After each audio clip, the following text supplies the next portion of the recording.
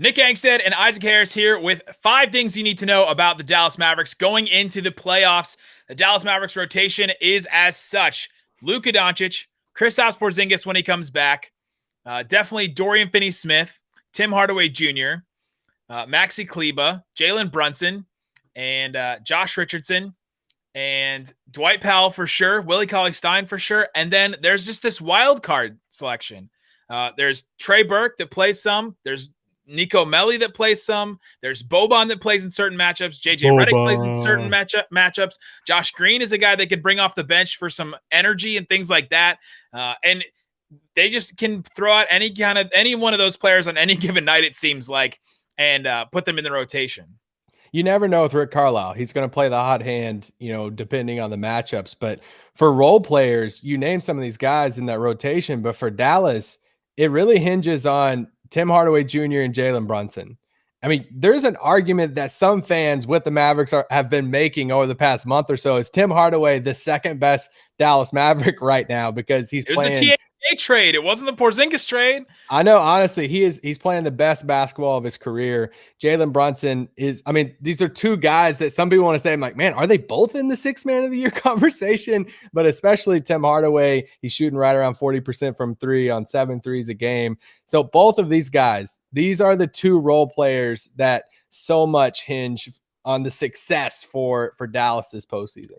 And the other one we've seen is Dorian Finney-Smith. He has been the guy, kind of a linchpin in the Mavericks lineup, where his defense on perimeter guys and his 3-point shooting has really risen and, has risen the Mavericks floor a little bit. We've seen in a couple of wins we'll talk about in a minute against Utah, against Denver. His 3-point shots, him hitting threes and being the guy that gets left open is the big difference for the Dallas Mavericks. So he's a role player that absolutely makes a big difference. He's also one of the fan favorites too. Yeah, and Josh Richardson is the wild card. That Dallas made the trade for him. They traded Seth Curry for him, over the offseason on draft night. They get Josh Richardson to be this point guard defender, and the fit just hasn't been perfect this year. And what do you get from him? He has an option this summer, but if he has a big postseason, he has some really big defensive stops. He hits the 3 and everything. Like, that's the biggest wild card that you just don't know what they're going to get in the postseason, and it could go either way. The biggest strength of this Mavericks team is kind of obvious, right? It's Luka Doncic doing his thing. It's running off the pick and rolls. It's Luka with a pick and roll with almost anyone on the team. Like Dwight Powell, obviously. Porzingis, the pick and roll, pick and pop, obviously. Maxi Kleber, pretty good. Willie Cauley-Stein, pretty good. But also, like Jalen Brunson, Tim Hardaway Jr. setting pick and roll for him so that Luka has a mismatch on a smaller player. That's obviously the strength of this Mavericks team. Luka can take them pretty much anywhere he wants to go. The weaknesses of this team is kind of everywhere else. Yeah, I mean, defense. I feel like there are a decent amount of teams out there that you could throw the defense card out, but Dallas has been struggling defensively. And, when their second best player, Kristaps Porzingis, anchoring the paint, he has struggled at times this season of being mobile, being agile in these switches and trying to, hedge out on some of these screens, but sometimes he's not fast enough. And it does bring a weakness to the team whenever their defense is struggling like that. So honestly, I don't want to do the cliche answer to that, but really, the biggest weakness is their defense. Absolutely. If you look at this Mavericks win profile, some of their best wins and worst losses, their worst losses, possibly the lowest point of the season was 2 back-to-back losses to the Utah Jazz, where the Mavericks just absolutely got destroyed, to David Locke's absolute joy and pleasure. The Mavericks got destroyed in those games. Then they come out and they lose 2 more games to Phoenix. They were 9 and then they lose to Golden State a couple games later. They were 9-14 at that point. They were 14th in the West, 14th in the West. So second to last. SportsCenter tweeted out this, thing that said the Mavericks are 9-14. They're second to last in the West, and the New York Knicks have their first round pick. And it was a picture of Luka. And I've never seen a tweet get brought up more by Mavs fans than that one from SportsCenter. So those are some of the worst losses. Recently, the Mavericks have, at the end of the season, lost to the Sacramento Kings 3 times in the span of 2 weeks. It was the weirdest thing, but they lost that many times to them. They also lost a game to the Houston Rockets. That was a pretty low point as well. Just a couple of really bad losses there, but they've had some pretty big wins too.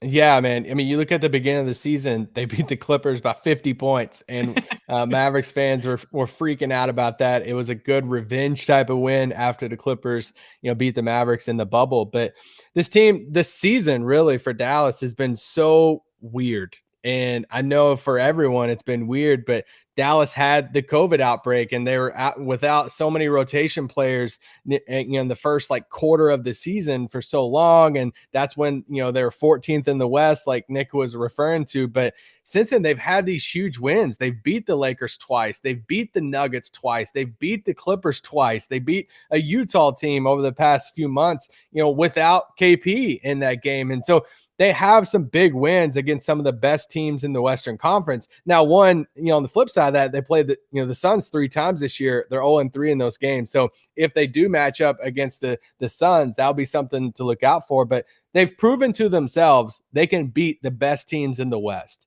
And I think that is huge for them. They're one of the hottest teams going into the playoffs. And when you look at their record over the last, 3 months of the season, they're one of the best records in the Western Conference. Now that they're back in the groove, they're getting their guys back. And, one of the biggest question marks is KP and his health, but they're really finding their groove at the right time.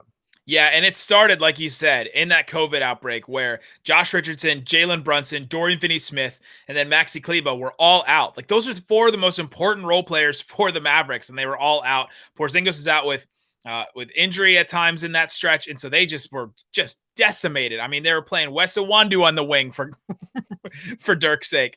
I mean, it was just absolutely brutal. And then Willie Cauley-Stein missed some time with health and safety protocols. They were without a bunch of guys, and that was how they got to the lowest point. This team would probably be in a much better situation record-wise and all that if they hadn't had that COVID outbreak. And they've had the second most amount of games lost to COVID after the Boston Celtics. So that is a huge narrative around this team that they would be looked at so differently if they didn't have that, because their stats would be better. I think their defensive numbers would be better. Their offensive numbers would be better than it was. It may not have been as good as their offense was last season, but they still would be absolutely incredible, and a lot better. If you look at the stakes of this playoff run or these playoffs, what would happen if the Mavericks win a first-round series?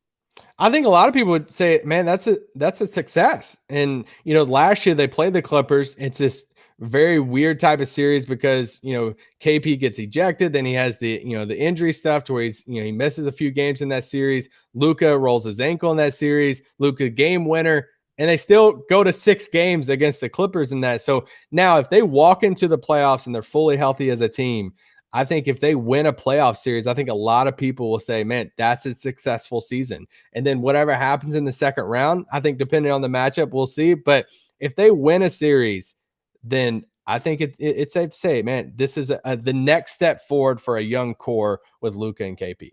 It's about the expectation for Mavs fans at this point. If they don't win a series, if they lose in the first round, or if somehow they're in the play-in and they lose in the play-in, it's an absolute disaster almost. There will be some tempered expectations depending on who's healthy, who the matchup is, and all that, but they absolutely have to win a round. And if they don't, then all of a sudden they have some big questions. What happens to Kristaps Porzingis? What happens with Josh Richardson, who has a player option? What happens with Tim Hardaway Jr., who's going to be an unrestricted free agent? Jalen Brunson can get an extension. Luka is obviously going to get his big extension soon. So this offseason for the Mavericks is massive, and a lot of it kind of depends. I don't think coach or GM, none of that is in jeopardy, I don't think, at this point, unless Luka comes out and says, I hate Carlisle, right? Unless something crazy like that happens, then I don't think that Carlisle or Donnie Nelson, the Mavs president of basketball operations, will be out.